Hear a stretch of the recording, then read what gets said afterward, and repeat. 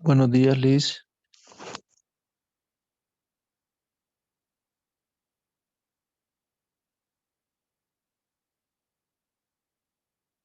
No se escucha lo que estamos en Zoom.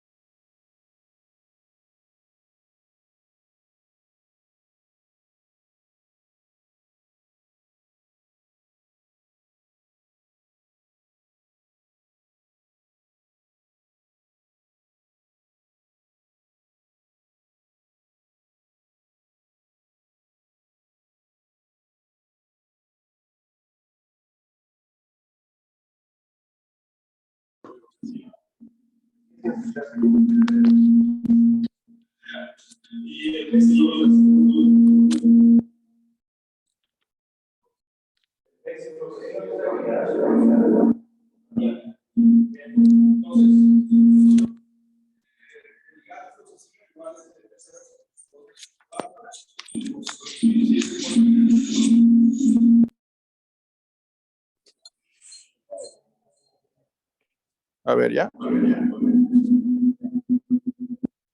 Ah, quita el sonido.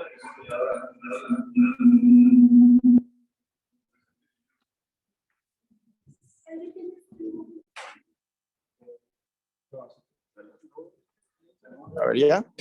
Ya. Perfecto.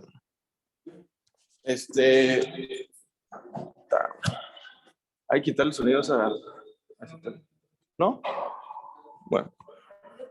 El venlafaxine, sí es esa, ¿no? O algún celular.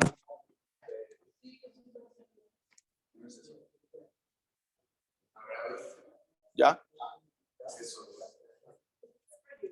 Sí, el proyector tiene sonido. No sé.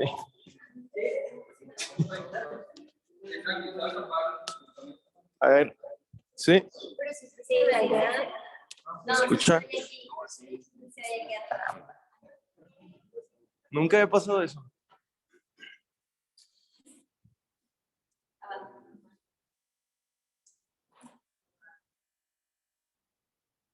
Ahí está, silenciar. Ahí está. Ya. Ya. Nada más es de esa ahora. Ese apágalo, Alexa. Ese nadie lo ve. Entonces, bueno, continuando con lo de las fluoroquinolonas, tenemos la mejor opción, teóricamente sería el venlafaxine, que es el bueno, el de quinta generación. Y bueno, empezamos en teoría con el ciprofloxacino, ¿ok? Siguiente.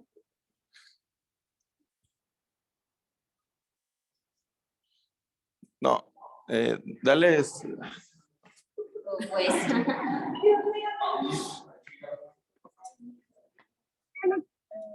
No sé lo mismo.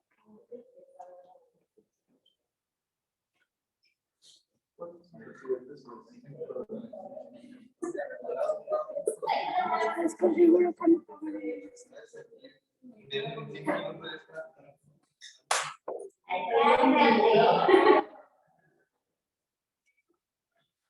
Las pautas de aplicación que vamos a encontrar en la bibliografía va a ir de o cada 3 horas hasta cada 6 horas, ¿no? Cada 3, 4, 5. Algunos autores, como ya les mencioné, van a iniciar preoperatoriamente, ¿no? Y bueno, la finalidad es que no entre los gérmenes hasta que se haya epitelizado la incisión. Siguiente. El protocolo de la Sociedad Europea de Cirujanos de Catarata y Refractivos menciona una gota cada 2 horas el día de la cirugía, luego una gota 4 veces al día durante 2 semanas para las incisiones sin sutura y 10 días para incisiones con sutura, ¿ok? Entonces, hace referencia de que los pacientes con sutura van a epitelizar más rápido, ¿no? Va a estar más sellada, entonces no se necesita tanto el antibiótico. No se recomienda el tratamiento por más de 2 semanas por la posible inducción de resistencias y la toxicidad que pueda causar en la superficie ocular. Eso es lo que se recomienda, pues sabemos que no se usa, o mínimo aquí no es así. Bueno, las pautas preoperatorias que se pueden utilizar, la gama de fármacos que podemos encontrar va a ser, más que nada, las fluoroquinolonas son los que más reportados se encuentran que se utilizan. Y bueno, puedes utilizar vía tópica y vía sistémica, ¿ok? Ellos manejan vía tópica preoperatoriamente, levo o floxacino, que aquí no los tenemos, moxi o gati, la triple combinación, una gota al día, 4 veces, una gota cada 4 horas por 48 horas antes. Y por vía sistémica utilizan el moxifloxacino. Postoperatoriamente va a ser una gota cada 2 horas el día de la cirugía, luego cada 4 veces al día por 1 a 2 semanas, ¿ok? Y su vía sistémica de moxifloxacino igual, 400 miligramos el día previo, luego 400 miligramos antes de la cirugía y 400 miligramos 3 días después, ¿ok? Siguiente. Ok, los antibióticos sistémicos de elección van a ser las fluoroquinolonas. ¿Alguien sabe por qué? Bueno, ahí dice. Pero es porque estos llegan a alcanzar a penetrar hasta el vitrio, ¿ok? Se ha reportado que tienen una buena entrada en cámara anterior y además hasta vitrio. Entonces, por eso nos funcionan las fluoroquinolonas sistémicas. Y está indicado solo en situaciones especiales, como las roturas de cápsula posterior, las vitrorragias. ¿Por qué? Porque estas dos aumentan la incidencia de endoftalmitis. La blefaritis grave, en los atópicos, inmunodeprimidos, en prótesis del otro ojo, en ojos únicos y alteraciones de la vía lagrimal. ¿Por qué? Pues todas estas engloban más cantidad de bacterias, ¿no? O más resistentes. Siguiente. Siguiente. Antiinflamatorios. Los de elección desde hace 40 años han sido los corticosteroides. Hay que recordar que la fosfolipasa A2 y además la ciclooxigenasa. Los más empleados son la prednisolona y la dexametasona. Tenemos varias armas para el uso de la prednisolona. El acetato, el fosfato y el alcohol. ¿Alguien sabe cuál es el más potente? El acetato, luego el alcohol y luego el fosfato. Entonces, el que más utilizamos es el acetato de prednisolona. Esa es la razón por la cual utilizamos esa. Siguiente. La posología, bueno, aquí mencionaban la utilización como antibiótico por un lado y dexametasona por un lado. Aquí, pues utilizamos la terapia combinada, ¿no? El Sofixin de X o lo que quieran. Aquí lo que mencionan es cada 3 horas durante la primera semana, luego 4 veces al día por 15 días y luego una dosis reducción de 7 a 10 días. Entonces es un total de como mes y medio, ¿no? De tratamiento. Eh, Hay otras vías que se puede utilizar el corticosteroide, ¿no? Todos sabemos el uso de la triamcinolona subconjuntival. Bueno, lo recomendado es 40 miligramos y se utiliza en los siguientes escenarios. Cuando utilizas excesivo ultrasonido, cuando hay manipulaciones iridianas como el síndrome de Ehlers-Danlos y en diabéticos, ¿ok? Siguiente. Los efectos adversos, yo creo que la mayoría conocemos efectos adversos de los corticosteroides, pues igual, nada más recordarlos, la hipertensión ocular, glaucoma, aquí pues ya no se forma la catarata, ya la quitaste, reactivación del herpes y retraso en la cicatrización de las heridas.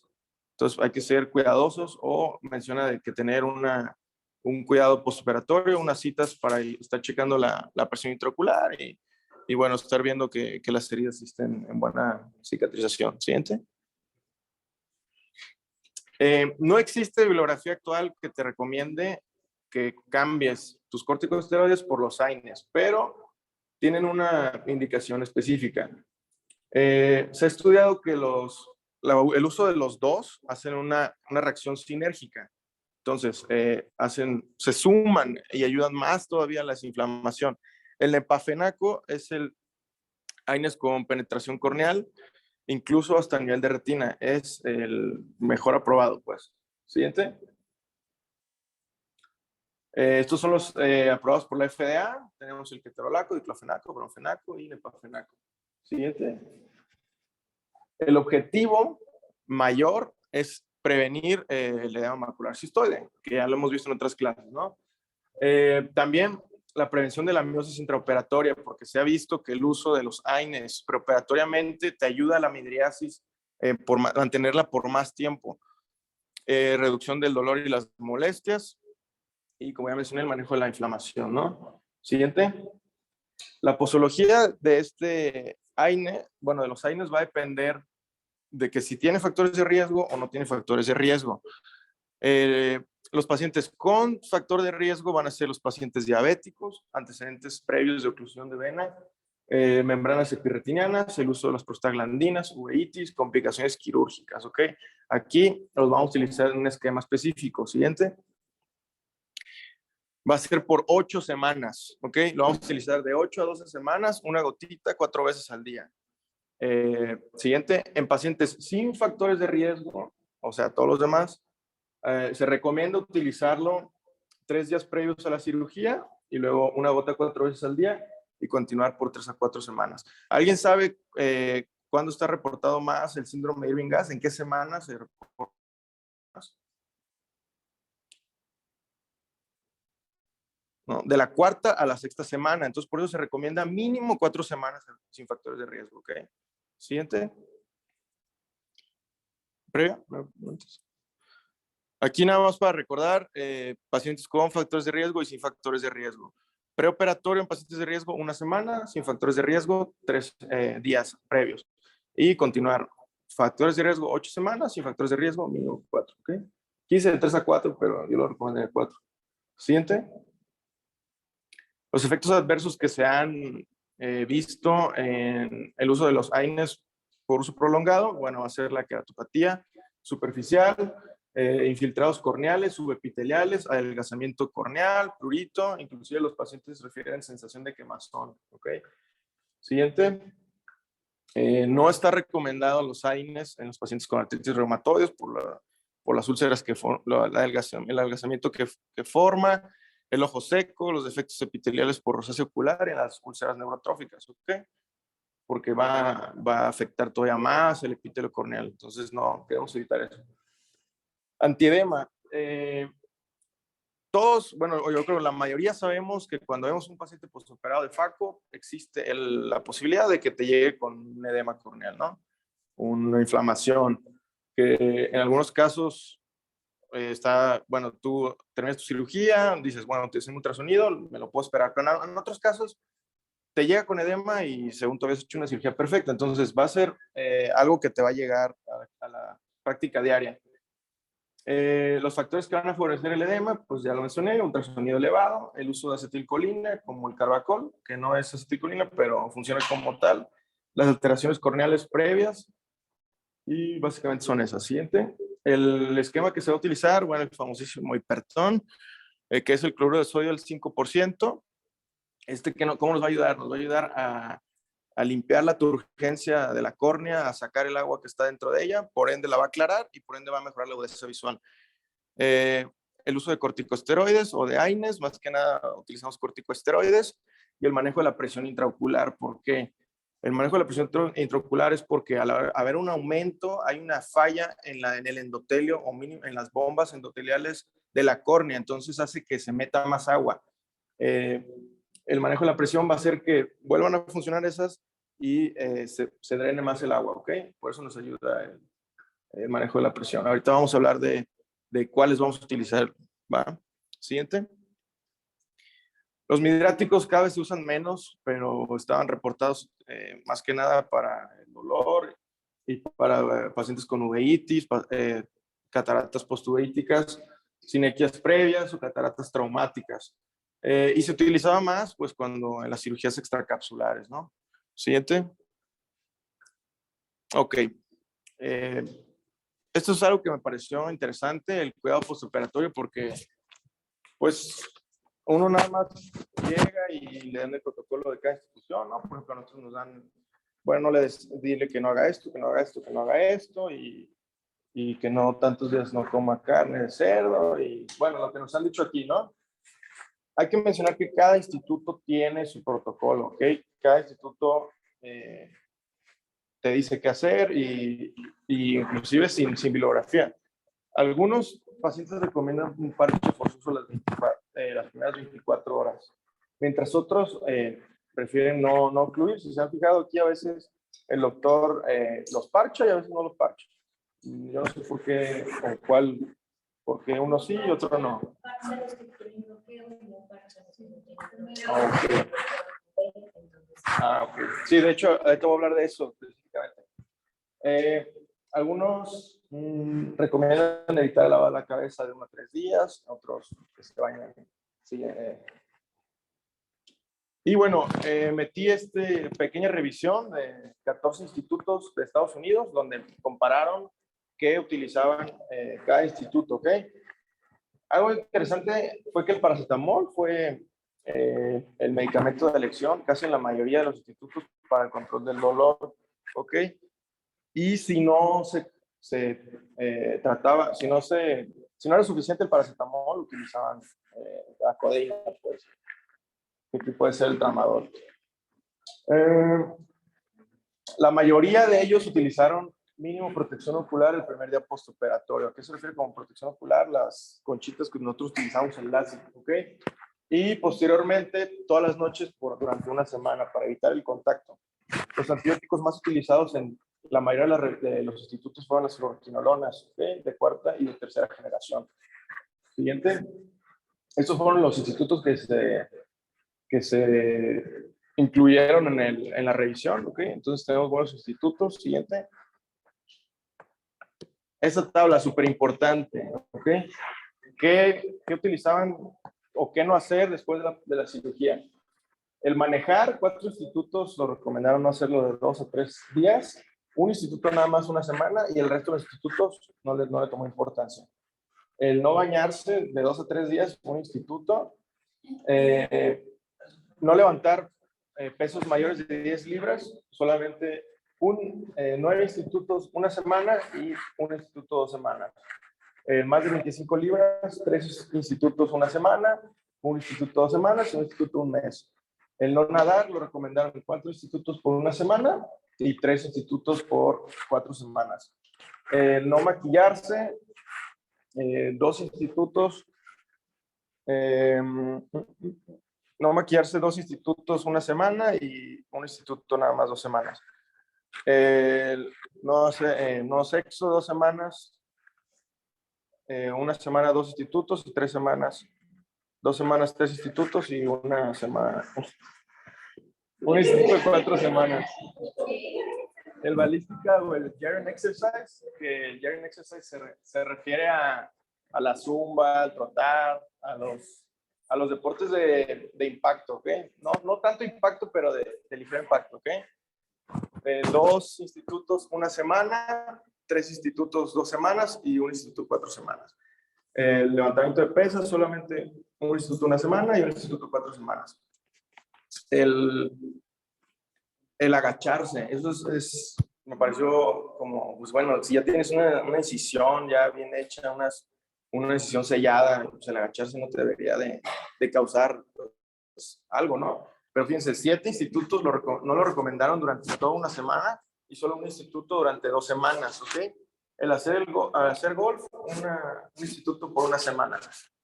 Y luego, otro que me llamó la atención, ambientes con polvo. O sea, yo me imaginaría, no, pues hay que evitar que no haya polvo en el ambiente de un paciente postoperado, ¿no? Solamente un instituto le tomó importancia y lo recomendó por 1 semana. Sí, pues sí. El remo, 4 semanas, solamente un instituto, ¿ok? Entonces, pues bueno, si se fijan, cada uno tiene sus pautas y sus recomendaciones, ¿no? Siguiente. Y bueno, continuamos con la doctora.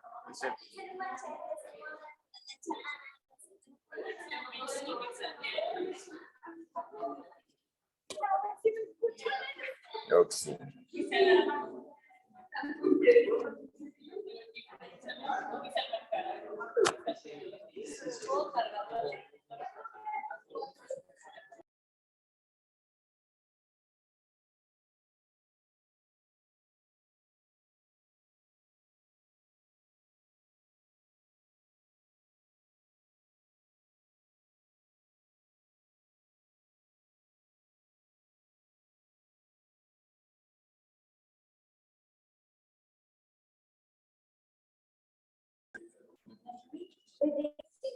¿Me pueden escuchar? Los de Zoom. Esta clase va a estar muy entretenida. Por Zoom.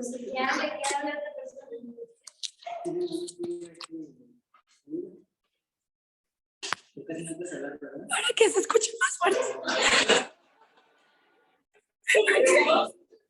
Qué malos nervios.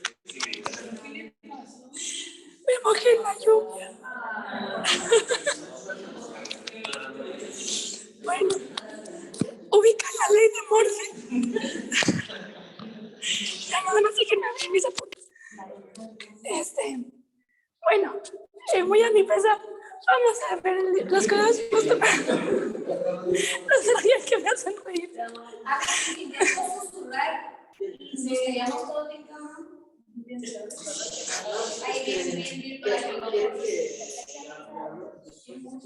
Pues, o sea, yo no me siento realmente mal. Si ustedes me pueden escuchar, no les da mucha risa. ¿Yo puedo seguir? Ok, para que sigue. Vamos a ver los cuidados postoperatorios que tenemos que tener en los pacientes después de una cirugía de FACO. Con la presión intraocular. Y después con una complicación que es la más común que el doctor Gauregui me pidió que el día de hoy presentáramos. Entonces, bueno, sabemos que cualquier trauma ocular, sobre todo un trauma quirúrgico, puede hacer que la presión intraocular se eleve. Y ahorita vamos a ver las causas, pero les adelanto las dos principales causas son inflamación y obstrucción. La inflamación pues es inherente a la cirugía. La inflamación de la malla trabecular hace que los trabeculocitos se aumenten su volumen y entre ellos disminuyan la luz de la malla trabecular. Y las causas obstructivas, la causa más común es la obstrucción porque no nos llevamos completamente todo el viscoelástico.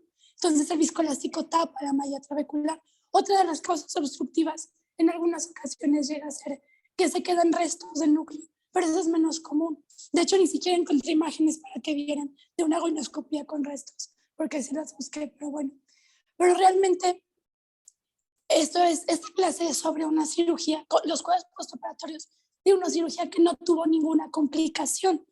Entonces, realmente, ¿cuánto tenemos que estar al pendiente de la presión intraocular en una cirugía en la que todo salió bien?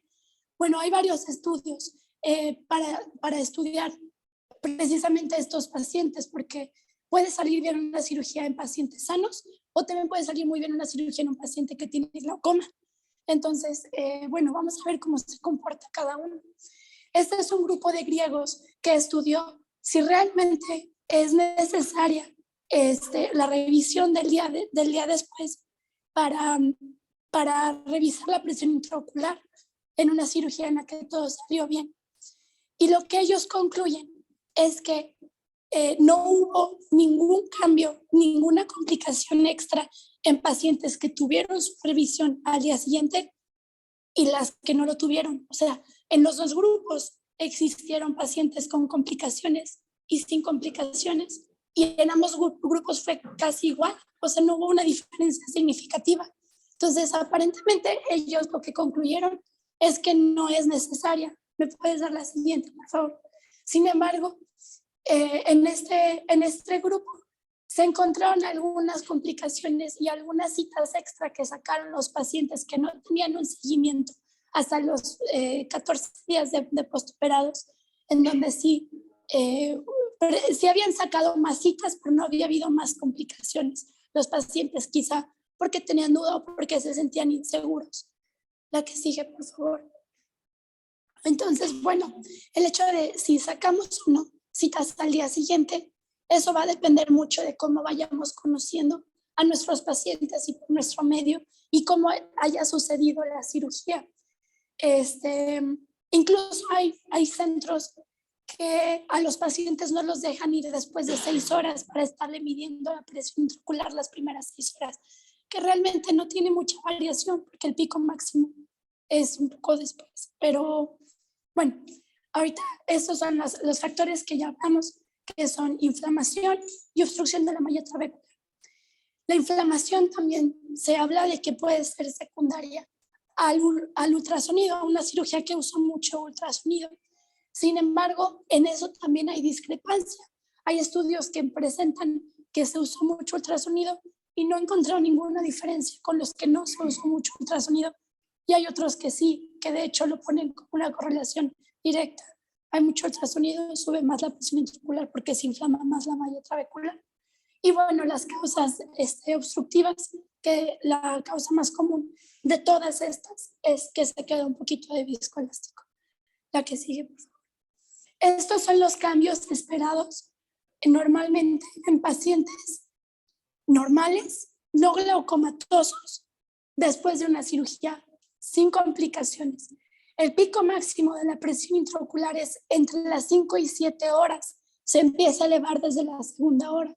Obviamente los picos máximos son durante la cirugía, pero si hablamos de cuidados postoperatorios, las 5 a 7 horas es después de la cirugía cuando habría más presión, y no es que se eleve constantemente, es que son piquitos.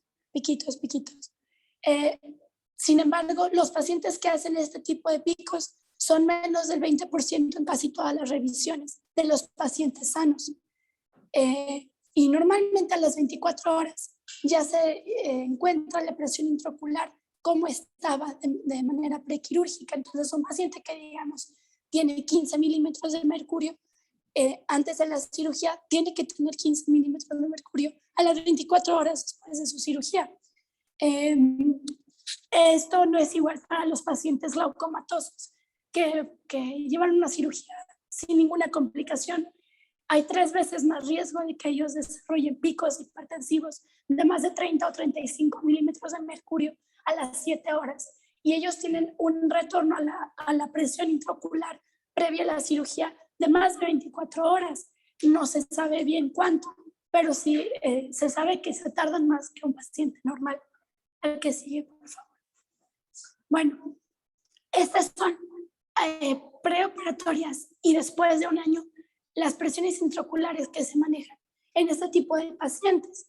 Los ojos normales, bueno, vemos que en general en este reporte se encontró que hay una disminución en general de la presión intraocular al año en los pacientes pseudofacos.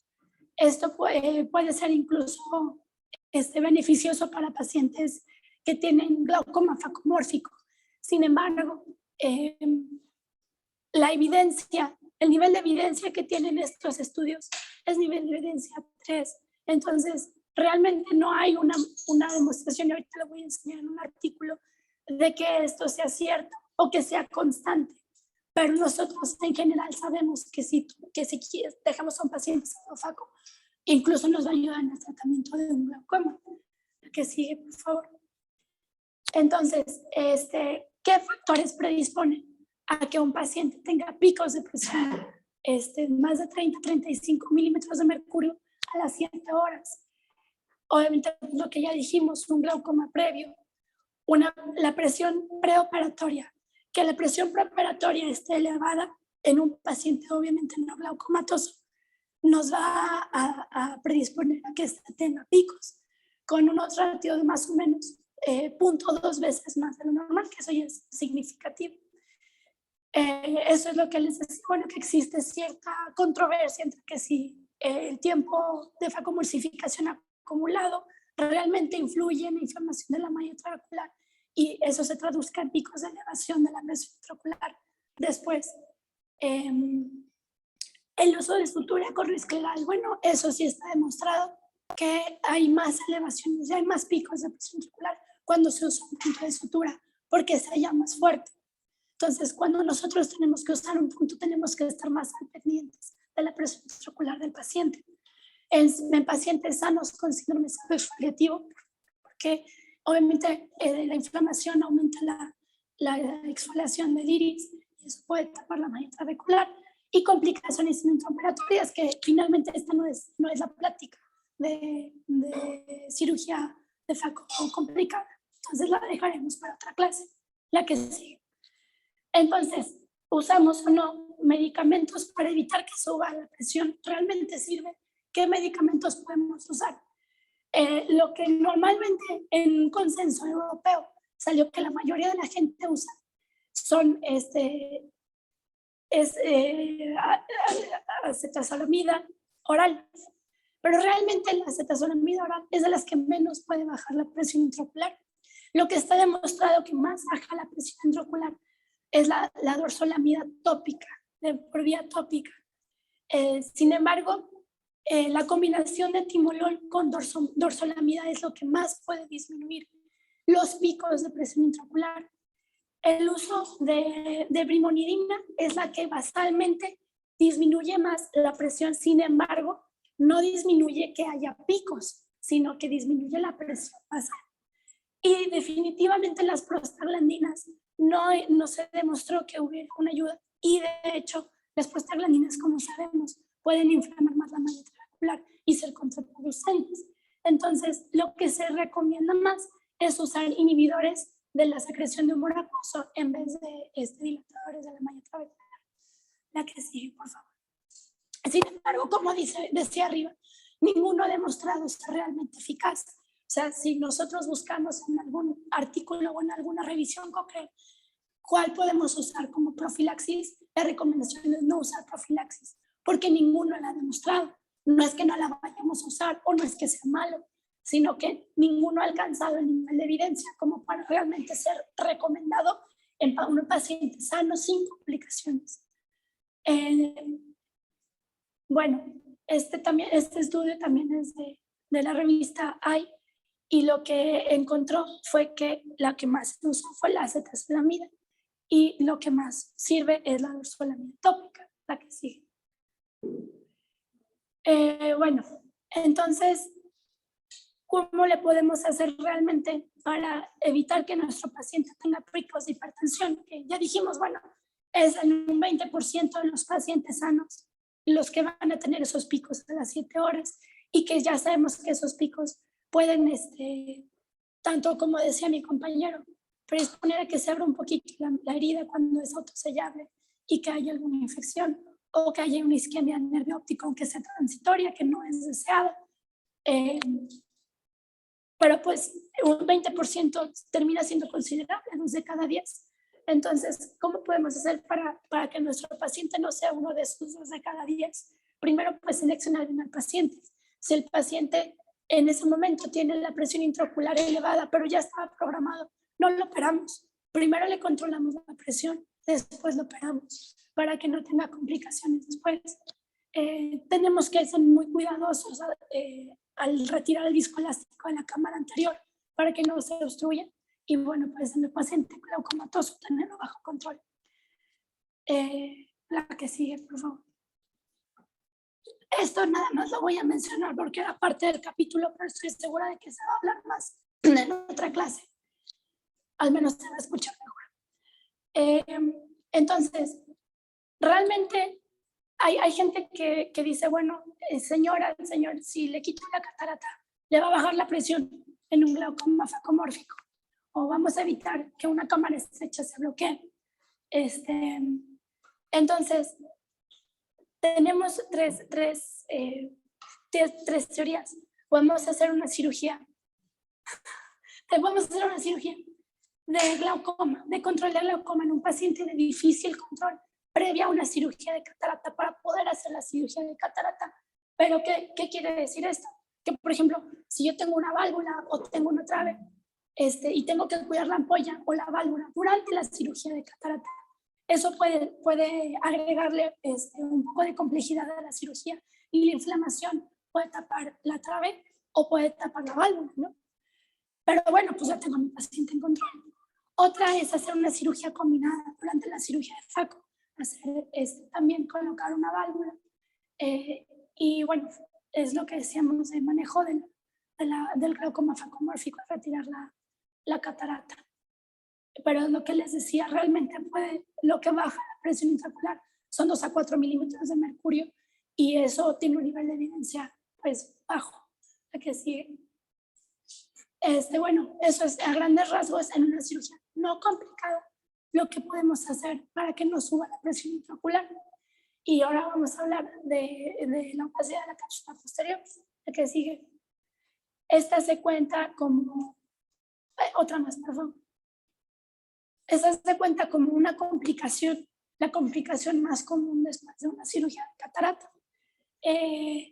Y esta se debe a la migración de células epiteliales o restos de núcleos de la periferia entre la unión de la cápsula anterior y la cápsula posterior, la cápsula anterior remanente, la cápsula posterior. Hay como una exfoliación del epitelio y se condensa normalmente en el ecuador o en la cápsula posterior. Esas células se hinchan, pueden proliferar, pueden tener una proliferación anormal, y eso ir opacificando y endureciendo la cápsula posterior, y entonces causar una opacidad, y si está en el eje visual, pues causar molestias al paciente. El paciente dice, me volvió la catarata. Eso ya pues todos lo sabemos. Esto va a suceder en un 20-50% de los pacientes. Y el periodo en el que yo encontré que más sucedía la opacificación era entre los 2 y los 5 años postquirúrgicos. Pero sabemos que esto puede suceder desde meses después de la cirugía. Esto va a depender de algunos factores. Y se dice que en los niños, el 100% de los niños después de una cirugía de catarata van a tener una opacificación de la cápsula posterior. ¿Cuáles son los factores de riesgo? Pues en los niños todos pasan en una edad temprana. Mientras más temprana, más probable que suceda. La diabetes, la uveitis por la inflamación que conlleva, la distrofia miótica, la retinosis pigmentaria, la catarata traumática y las complicaciones quirúrgicas, o todo aquello que haga que se desprenda o se expanda ese epitelio. La que sigue. Y la fisiopatología es la que has mencionado, es la migración de las células epiteliales desde la cápsula anterior residual a la cápsula posterior, y estas van a tener una proliferación y diferenciación anormal y normal. Esto mediado principalmente por el factor transformante de crecimiento beta, el factor se me olvidó esto. El factor de crecimiento fibroblástico y las metaloproteinasas de la cápsula. Que sí. Existen 2 formas patológicas de estas opacificaciones, la forma fibrosa y la forma perlada. La forma fibrosa se va a presentar en arrugas, como las podemos ver en esta parte. No sé si se alcanzan a apreciar como arrugada la cápsula posterior, y dobleces en el sitio de fusión. Eso va, normalmente esos dobleces empiezan aquí en el sitio de fusión de las cápsulas y van haciendo que se den estas arrugas en el resto de la cápsula. También hay acumulación de la matriz extracelular y los fibroblastos se ven elongados. Y la forma perlada, que es la más común, que es la de la migración de las células, y que estas células de creo que se llaman, de Weddell, hacen lo que se llaman las perlas de Elson, que son las perlitas que podemos ver en las imágenes en la cápsula posterior y que son las que más pueden molestar y causar glare o obstruir la visión del paciente si están en el eje visual. La que sí. ¿Cómo vamos a detectarlo? Bueno, primero porque el paciente nos va a referir molestias, disminución de la agudeza visual, y luego con la retroiluminación en la lámpara de hendidura vamos a ver las perlas de Elson, que corresponden a las células de Webb. También vamos a ver ese anillo que se ve en la parte de abajo, que se llama anillo de Sommery, que son restos de fibras corticales y las arrugas capsulares. ¿A que sí? Bueno, aquí es para que vean con un poquito más de magnificación. También este es un anillo de Sommery, entonces se ve incompleto para que vean que no siempre se ve así de marcado como en la otra imagen. ¿A que sí? ¿Cuál es el tratamiento? Bueno, con láser ya vamos a romper la cápsula posterior. Hay muchas técnicas para romperlas, sobre todo cuidando que se rompa el eje visual. Pero hay que tener mucho cuidado porque esto no es completamente inocuo. Las indicaciones pues es que afecta la calidad del paciente y las contraindicaciones es que no podamos tener una buena visualización de la cápsula posterior. Por ejemplo, que haya un daño corneal, etc. La que sigue. Lo que les decía que no es completamente inocua es porque puede haber una elevación de la presión intraocular. En un 14% puede llegar a más de los 40 milímetros de mercurio después del tratamiento, y en sí se recomienda una profilaxis con brimonidina. La que sigue. Entonces la técnica, primero pues dilatar al paciente, aunque hay quienes dicen que no se debe dilatar para poder ver bien el eje visual, pero nosotros sabemos que, por ejemplo, en Santa Mónica sí se dilata al paciente y sí hay quienes recomiendan dilatar al paciente para tener una buena visualización del lente intraocular y de la cápsula posterior. Hay quienes ponen anestésico tópico para que el paciente se sienta mejor, pero realmente esto no va a ayudar porque además no duele. Pero bueno, se puede usar un anestésico tópico y se puede usar un lente de Abraham, aunque sabemos que hay mucha gente que no lo necesita porque ya tiene mucha experiencia, son buenos visualizando la cápsula posterior, o porque es un paciente que sí coopera y que puede estar fijando la vista. Podemos iniciar con 1 o 2 milijoules, pero eso va a depender del grosor de la cápsula. Podemos iniciar con 1 o 2 milijoules en el láser yak, pero si vemos que es insuficiente, subir un poco más la intensidad con un enfoque siempre posterior. Si nosotros damos un enfoque anterior, podemos dañar el lente intraocular. Hay muchos patrones que podemos seguir para hacer la capsulotomía, ya sea patrón en cruz, hay quien lo hace como un árbol de Navidad, que es como así, hay quien hace un hexagonal, que pues según yo es casi el mismo que la cruz, pero son más puntos. Y hay quien hace un patrón circular. Es como, yo entiendo que es como a cada quien le acomode más o como sea más fácil hacerlo en ese paciente en ese momento. Y bueno, lo que decíamos, podemos tener una profilaxis con brimonidina de las elevaciones de la presión intraocular. La que sí. Ese es un video para ilustrar.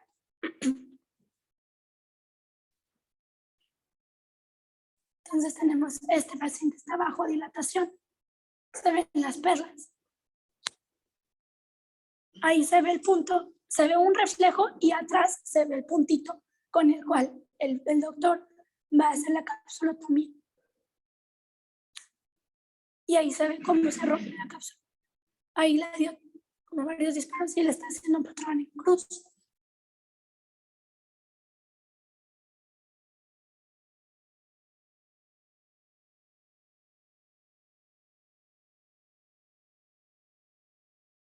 Hay que tener mucho cuidado con un enfoque correcto porque esto va a disrumpir hacia la diálisis posterior. Entonces, tenemos que tenemos que tener cuidado de no enfocarnos un poco más atrás, porque si tenemos además el enfoque posterior podemos dañar la retina. Y bueno, pues ya, eso fue. Ahí podemos ver que el lente intraocular está intacto, lo revisan y se acabó. La que sigue. Y bueno, el doctor también nos pidió que habláramos del estado refractivo del paciente después de una cirugía. Cuando refractamos, realmente no existe una bibliografía que diga cuándo es lo correcto, pero sí existen consensos por centro de trabajo. En este centro de trabajo, a los pacientes se les hace una capsulotomía a los 3 meses. Entonces, ¿cuándo sería lo correcto refractarlo? Pues después de la capsulotomía. Hay quienes dicen se puede refractar desde el mes. Sin embargo, sabemos que la inflamación puede seguir activa y el paciente pues nos va a decir, bueno, ¿y qué hago? Entre que ya terminé mi convalescencia del mes, de mi cirugía, hasta que me quiera refractar después de los 3 meses que me haga la capsulotomía, la limpieza del lente. Bueno, pues esos 3 meses ese paciente se tiene que evaluar.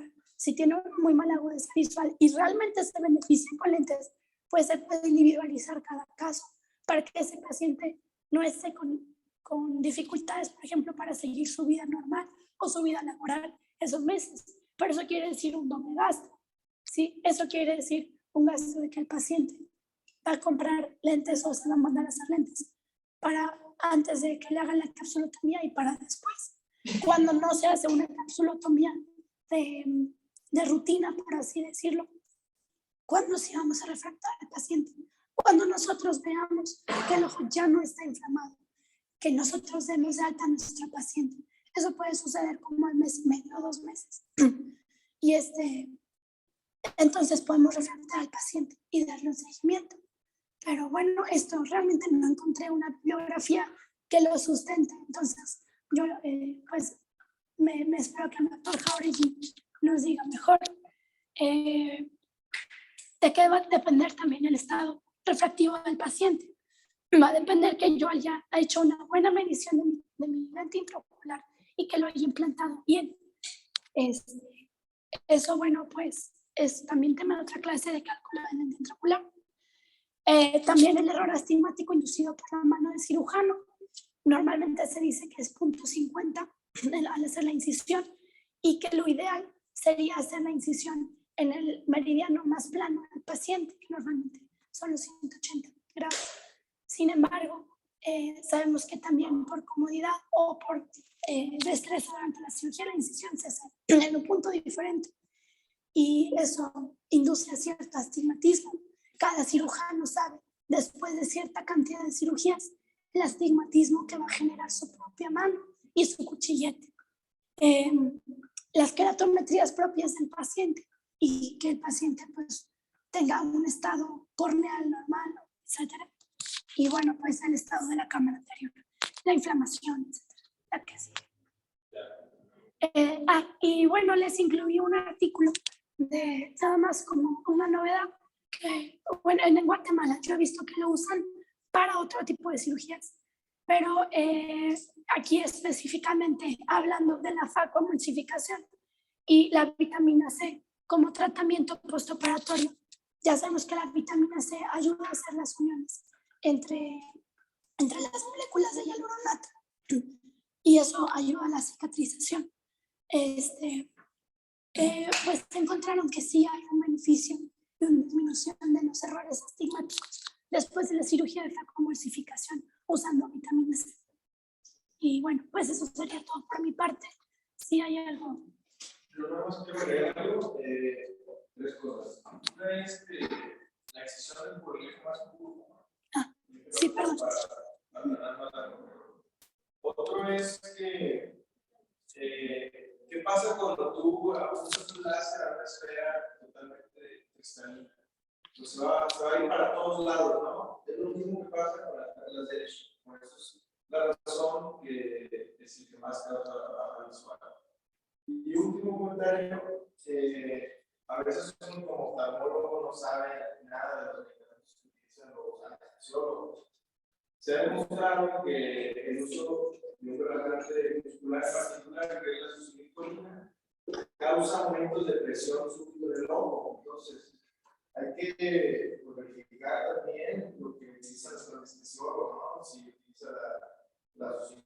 hemoglobina, se utiliza otro tipo de relajante muscular.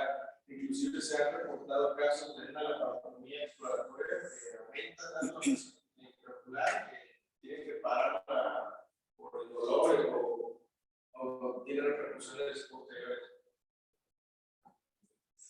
Doctor Jauregui, ¿algo que quiera agregar? ¿Puedes poner su diapositiva donde tenemos los videos que hacen? Cuando pongan un artículo, digo, ya vi que muy bien las demás la página principal.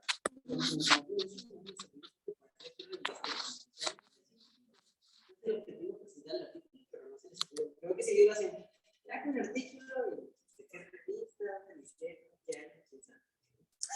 Casi todos los que yo presenté son entre 2012 y 2017. El último fue de 20. Digo, en general para todos, no sé lo que le digo, como que se les va un estrillo de así como lo que usted está muy bien. Ok. Si no, se lo puedo comentar presentado. Ok. Después hay una clase que se llama como terapéutica o algo así. Bien estoy seguro de ser la música, pero también de esto con alegría. Y los R3, pues en aquel curso que se mucho, pasó un par de artículos, ¿no? Pusimos tigre. Está bien demostradísimo que sí es un tratamiento súper efectivo para bajar la presión. La toma de ángulo cerrado. O sea, ahorita como lo que te decía de que evidencia tipo C es para glaucoma de ángulo abierto. Para glaucoma de ángulo cerrado, ya hay evidencia de tipo A, estudios randomizados. Y esta diapositiva muy importante que hay que comentar, no le prohíbe el sexo al paciente.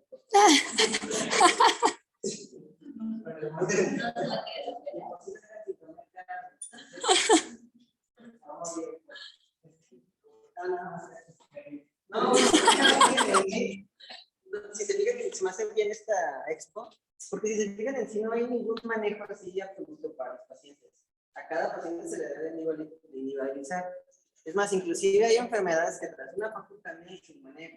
Por ejemplo, la Guía Panamericana del Manejo de la Retinopatía Diabética nos dice, ok, tienes un paciente con retinopatía diabética no proliferativa severa, no le hagas nada. Ah, pero lo operaste de catarata, te sugiero que mejor le hagas una panfoto tipo Mann, sobre todo si de una revisión a otra has visto que avanza en estadios o en lesiones, ¿no? O sea, hasta eso cambia. Ok, lo vamos a ver, les digo que puse una expo que se llama facoterapéutica, pero por ejemplo, va a llevar un paciente a faco porque no lo puedo fotocoagular. Ok, pues ahora ya tenemos los antiangiogénicos, ¿no? Pues le pongo un antiangiogénico. Y en sí hay muchas cosas que se pueden modificar. Una catarata que tuvo inflamación previa, pues no le vamos a dar este manejo que vimos, ¿no? A ese sí hay que ponerle a lo mejor esteroides vía oral o algún paraocular o algo, porque aunque ya tenga 6 meses sin inflamación, se nos puede activar. Claro, depende mucho del tipo de inflamación, ¿no? Por ejemplo, si es herpética, pues lo que necesitas es que unas semanas previas, le demos su aciclovir dosis profiláctica y lo continuamos por unas cuantas semanas después, ¿no? En sí, pero cada paciente es diferente. De hecho, no sé si alguien ha visto en esto de las normas oficiales mexicanas, internacionales, la ASA, que es la Sociedad Americana de Anestesiología, ellos dicen, ok, todo lo profiláctico significa aquello que hagas 24 horas antes de la cirugía y 48 a 72 horas posteriores, no más, porque los tratamientos antibióticos que van más allá de ese periodo pueden inducir infecciones porque cambian la flora de alrededor de la herida. Y realmente nosotros deberíamos de hacer algo parecido, pero yo creo que a todos nos da miedito decir, ok, si no está bien epitalizada esta incisión, pues se puede ulcerar, ¿no? O algo. Entonces, pues nosotros tenemos que intercambiar de irnos a las guías de práctica clínica, que ahí sí, casi todos nos recomiendan más o menos 10 a 14 días los antibióticos y así, pero es decir, todo hacerlo con sentido del por qué, ¿no? Tratemos no nada más de repetir. Aquí, como decían, lo hacemos por 21 días por la facilidad que se ha combinado, ¿no? Y no darles, uses Sofixin y aparte use Sofipren y aparte, o sea, entre más podamos simplificar el tratamiento, a veces para muchos pacientes es más sencillo. Y sí, como dicen, yo muchas veces operé los viernes y pues no iba a los sábados del seguro social, entonces decía, lo ve el lunes. Y nunca vi ni una endopta, nunca vi nada malo, pero, por ejemplo, lo que sí he visto Es que cómo desahoga el paciente en la consulta postoperatoria, ¿no? El siguiente día. O sea, un montón de dudas, casi es eso como para darle tranquilidad a uno de que, bueno, creo que lo que hice bien debe estar bien, pero lo confirmo, ¿no? Y quedas más tranquilo. Pero para dudas, pero pues en realidad sí. Hay muchos pacientes que opero que no son de aquí, que les decían, bueno, la cirugía está bien hecha, va a evolucionar igual de bien conmigo y sin mí, siempre y cuando esté bien su tratamiento. Pero no, sí les tengo una pregunta. En realidad, pues más bien quería que vieran pues las diferentes manejos que hay, las diferentes guías de manejo. Obviamente, por ejemplo, yo que estoy en el seguro, ahí sí nomás tenemos el Cipron por aparte de la prednisolona y pues normalmente el fosfato. Pues no lo voy a decir, póngaselo 21 días el Cipro, o sea, si en todos lados están todas las 10 de recomendación que no lo des por más de 2 semanas, ¿por qué lo voy a dar por más de 2 semanas, no? Por eso les digo, nada más hacerlo todo con conocimiento de por qué lo hacemos. En este caso yo creo que combinarlo porque es lo más fácil para el paciente. Ibas a comentar algo, ¿verdad, Alexa? ¿Dónde? ¿Ibas a comentar algo? No, Ah, no. nadie tiene comentarios. Sí, ellos nos vamos a hacer capsulotomía. Niños menores de 8 años, hay un cierto consenso entre pediatras, hace capsulotomía y vitrectomía anterior de transquirúrgica. Y si no se acomoda la lámpara, ese niño tiene que ir a vitrectomía anterior. Y de hecho les hacen ya cromovitrectomía, les hacen su capsulotomía con el vitrector, les ponen triamcinolona y hacen bien la vitrectomía.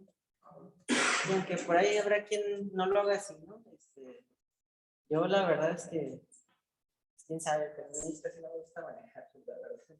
Y no porque no me guste operarlos ni nada, sino porque el manejo es bien complicado con las papas.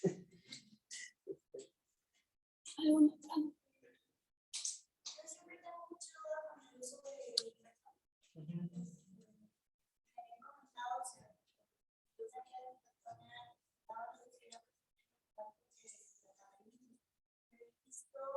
La córnea. Sí, alguien tiene que el vitrio.